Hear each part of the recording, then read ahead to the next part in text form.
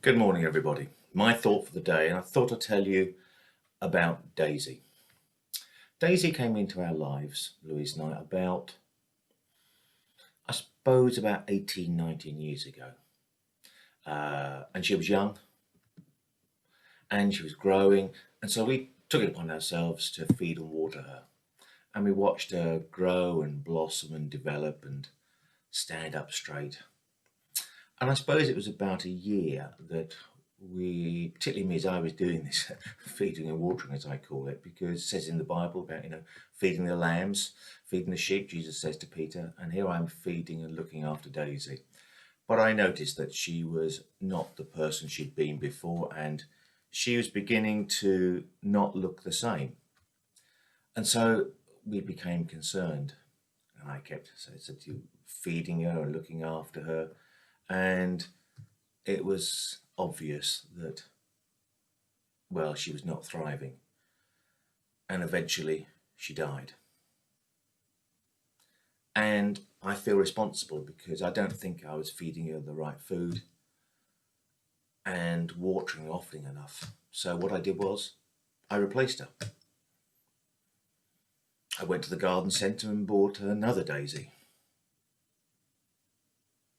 You can guess what happened. I fed and watered her, and she also died. I killed Daisy. In fact, I killed two daisies. I can't deny it. I do not have green fingers. I'm not good at gardening. I just don't have that.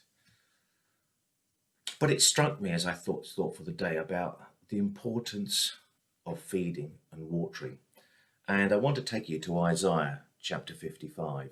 It's the first three verses. It says this: "Come, all of you who are thirsty, come to the waters, and you who have no money, come buy and eat. Come buy wine and milk without money and without cost. Why spend money on what is not bread, on your labour and what does not satisfy? Listen, listen to me, and eat what is good, and you will delight in the richest of fare. Give ear, come to me, listen that you may live."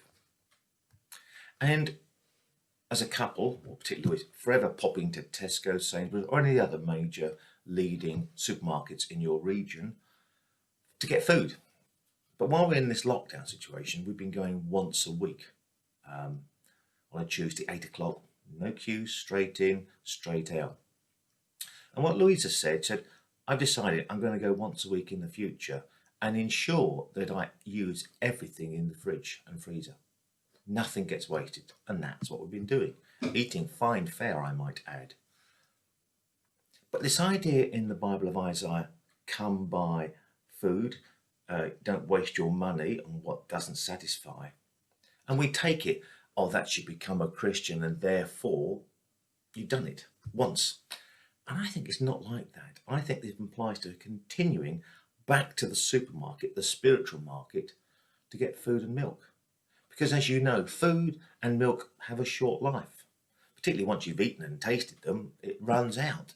And you have to keep topping up your spiritual fridge and freezer. And it says, come and get milk and get food that satisfies.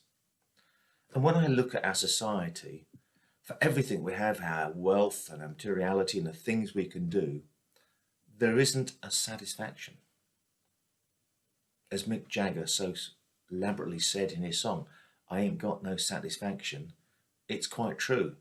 The food that we supply people in our society doesn't seem to feed them enough to satisfy them. And yet the Bible says here, come and get food and water that satisfies it. And I then thought, as I prepared for this, well, what does that mean? And I went to Hebrews chapter 10, verse 23 to 25. It says this: "Let us hold unswervingly to the hope we profess. For he who promised is faithful. And let us consider how we may spur one another on towards love and good deeds, not giving up meeting together, as some are in the habit of doing, but encouraging one another." And it's that bit, not giving up meeting together. But it's the next phrase that got my attention, as some are in the habit of doing. The implication is that meeting together as Christians should become a habit, habitual. It becomes a natural part of us, of a thing to do. And yet, in my life as a Christian, and as particularly as a leader, I've watched people, that habit of meeting with Christians, coming to church and Bible study groups, seems to just peter away, and their habits become elsewhere. And we're in lockdown, so we can't physically get to our church, but we have it online. We've taken efforts to record the talks online, video them, so you can see my glorious features in Technicolor HD. But it's about where you choose to get that spiritual input. Because the Bible says, come, get food, get water, that will satisfy. Get into the habit of meeting regularly, it goes on to say in Hebrews. But of course, I heard what you're saying. Well, I always come along. I'm always there. Fantastic. I love you to bits. But think about those you've not seen recently. Names coming to mind, faces coming into your brain, you can see the images. Then you have a responsibility to take a takeaway to them of food and water. You are their spiritual takeaway. And we must encourage one another. We must lead by example. We must go out of our way to make sure people are being fed. My prayer is during this time, and my thought is that we don't lose people. I don't mean to the next life, because that's glorious, but actually they get out of the habit of meeting, out of the habit of church. Yes, it's just a building, Harefield is, and there's many of them around the town you can go to. But the church is not the bricks, it is the people.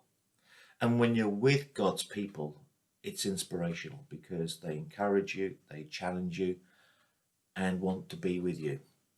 So my prayer and my thought for the day is, come, get some water, get some food that satisfies.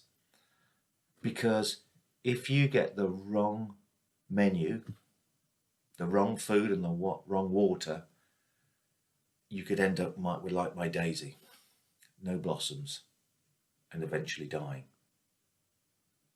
I've never replaced Daisy because I'm aware I killed her because I'm a lousy gardener.